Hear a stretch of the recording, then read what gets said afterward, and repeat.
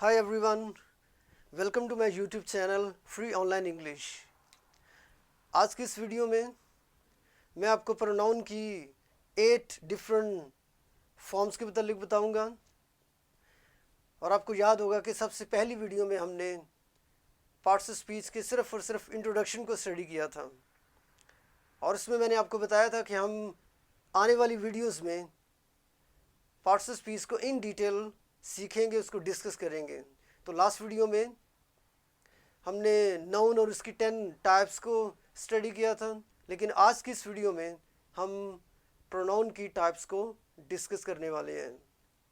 तो सबसे पहले आपको बताता चलूँ कि प्रोनाउन की टोटल जो है वो 8 किस्में होती हैं। सबसे पहली है पर्सनल प्रोनाउंस, जिसे उर्दू में इसमें ज़मीर शख्सी कहते हैं। नंबर दूसरे पे है रिफ्लेक्सिव प्रोनाउंस, जिसे उर्दू में इसमें ज़मीर मकूस बोलते हैं। नंबर 3 पे है रिलेटिव प्रोनाउंस, जिसे उर्दू में इसमें ज़मीर मसूल या इजाफ़ी बोलते हैं। नंबर 4 पे है रेसिप्रोकल प्रोनाउंस, जिसे उर्दू में इसमें ज़मीर बाहमी बोलते हैं। नंबर 5 पे है इंट्रोगेटिव प्रोनाउंस, जिसे उर्दू में इसमें ज़मीर इस्तफामिया बोलते हैं। नंबर 6 पे है इनडेफिनेट प्रोनाउंस, जिसे उर्दू में इसमें ज़मीर गैर मुय्यन बोलते हैं। नंबर 7 पे है डिस्ट्रीब्यूटिव प्रोनाउंस, जिसे उर्दू में इसमें ज़मीर तकसीमी बोलते हैं। और लास्ट पे है डिमॉन्स्ट्रेटिव प्रोनाउंस, जिसे उर्दू में इसमें ज़मीर इशारा बोलते हैं। आज की इस वीडियो में हम सिर्फ़ और सिर्फ प्रोनाउन की पहली जो 2 फॉर्म्स हैं उनको स्टडी करेंगे। तो सबसे पहले हम पर्सनल प्रोनाउंस को डिस्कस करेंगे। Personal pronouns refer to a specific person, place और अ थिंग, मतलब किसी ख़ास शख्स, जगह या चीज़ को ये रिफ़र करते हैं। सादा अल्फाज में आप कह सकते हैं कि ये सब्सटीट्यूट करते हैं, रिप्लेस करते हैं, उनको बदल देते हैं, उनको तब्दील कर देते हैं, उनकी जगह बदल देते हैं। For example, Aslam is my brother. यहाँ पे असलम नाम है और ये क्या है जी, नाउन है। अगर इसकी जगह पे यूज़ कर दिया जाए ही इज़ माई ब्रदर, तो यहाँ पे हमने ही को एज पर्सनल प्रोनाउन के यूज़ किया है। इट मीन्स कि जो हमारे पर्सनल प्रोनाउंस होते हैं वो नाउन्स को रिप्लेस कर देते हैं, उनको सब्सटीट्यूट कर देते हैं। तो यहाँ पे हम सेंटेंस को इस तरह से लिखेंगे, ही इज़ माई ब्रदर जी। तो पर्सनल प्रोनाउन उसकी 3 हालतें होती हैं। पहली हालत को नोमिनेटिव और सब्जेक्टिव केस कहते हैं, जिसे अमूमन उर्दू में फ़ाइली हालत कहा जाता है। दूसरी है पोजेसिव केस, जिसे उर्दू में मलकीती हालत भी बोला जाता है। और लास्ट पे है ऑब्जेक्टिव केस, जिसे उर्दू में मफूली हालत बोला जाता है। तो ये पर्सनल प्रोनाउंस क्या हैं जी, आई, माय या mine, me, we, our, ours या अस,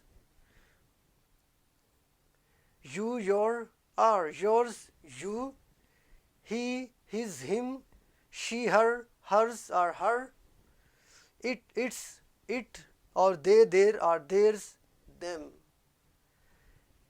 इसके अलावा आपको ये भी बताता चलूँ कि आई और वी को फर्स्ट पर्सन कहा जाता है, और ये अमूमन सेंटेंस के शुरू में इस्तेमाल इनको किया जाता है।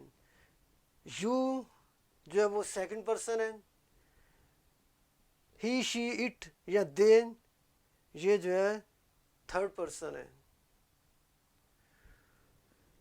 नोमिनेटिव केसेस को हमेशा फ़िक्रे के शुरू में अमूमन इस्तेमाल किया जाता है। पोजेसिव केसेस को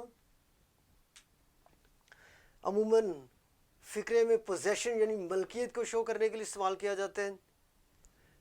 ऑब्जेक्टिव केस को हमेशा रिसीवर के तौर पर, मतलब जैसे आप कहें कि उसने मुझे किताब दी, तो मुझे क्या होगा, मी, तो मी को हम क्या कहेंगे, ऑब्जेक्टिव केस।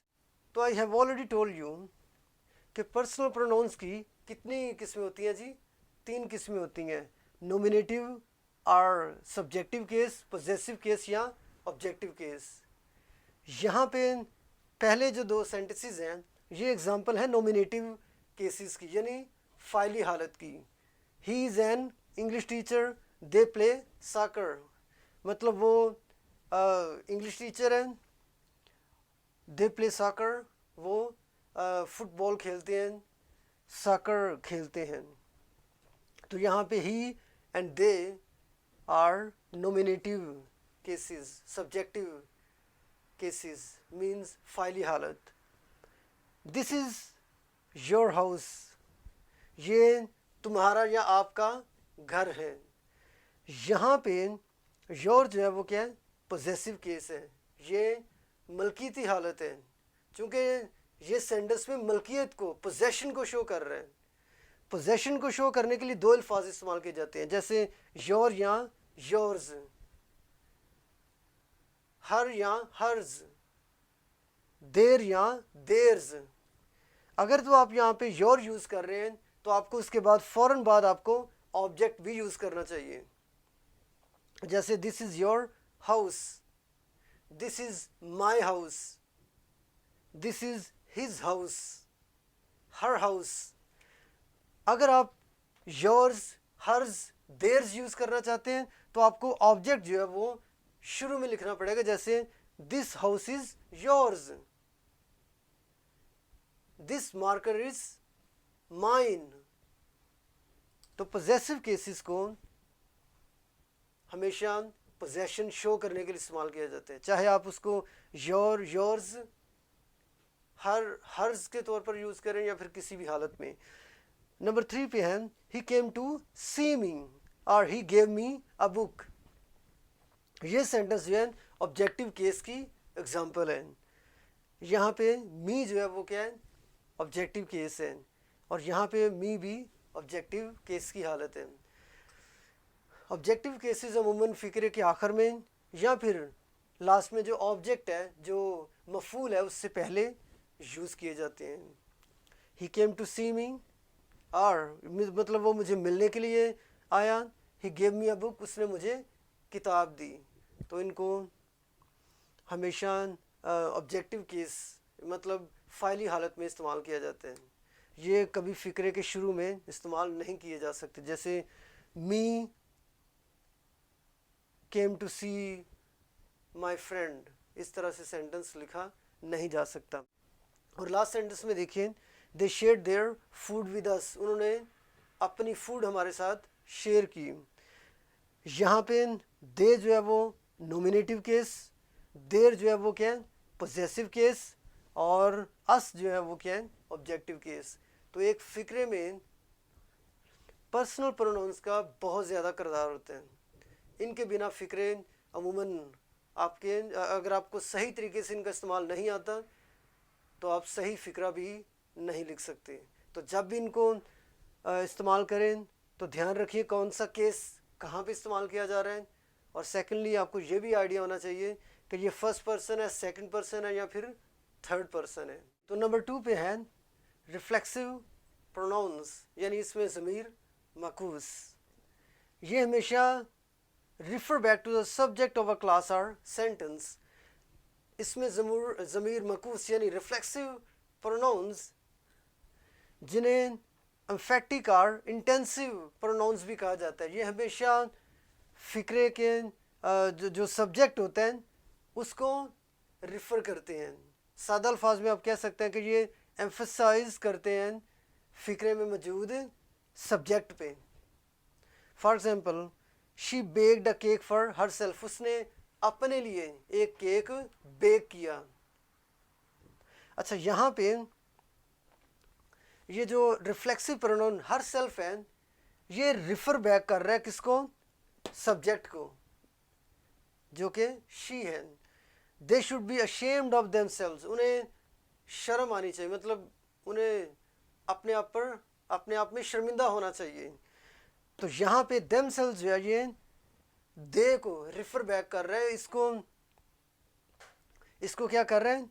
एम्फसाइज कर रहे हैं, इस पे जोर डाल रहे हैं। तो एक और इसमें कंडीशन ज़रूर है कि जब भी आप रिफ्लेक्सिव प्रोनाउंस को यूज़ करें, उसमें सब्जेक्ट और आपका ऑब्जेक्ट सेम होना चाहिए।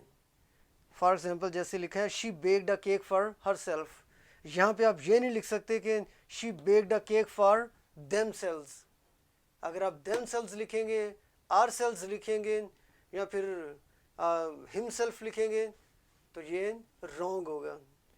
ये रिफ्लेक्सिव प्रोनाउंस हमेशा सब्जेक्ट को, जो शुरू में सब्जेक्ट है उसको फॉलो करते हैं।